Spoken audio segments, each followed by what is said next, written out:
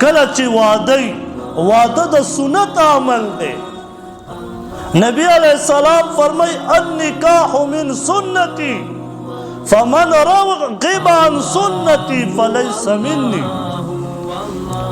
نبی علیہ السلام فرمای چا چې د نکاح نه انکار وکړ نو دا زما د امت نه دی.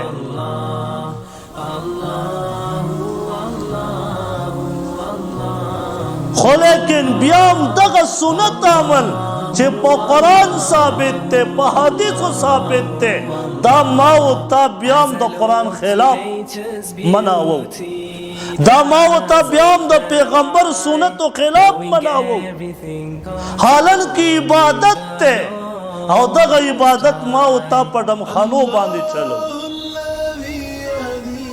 که چېرې یو کس په مونځ پورې خندا وکړي ټوله دنیا را پاسي د کفر فتوا پې لګوي.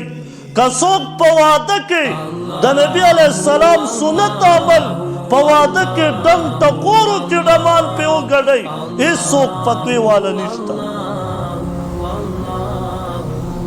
دته د سنت عمل دومره بدې ښکاري چې ما او تا یې په ډمخانو مناوو.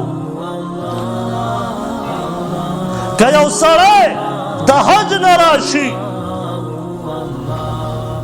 او څوک پې ډمخانې وګټئ ټول خلق پې تو لعنت وایي، لیکن که واده او د سنتو خلاف وشي بیا پکې حاجیان هم ناست دي.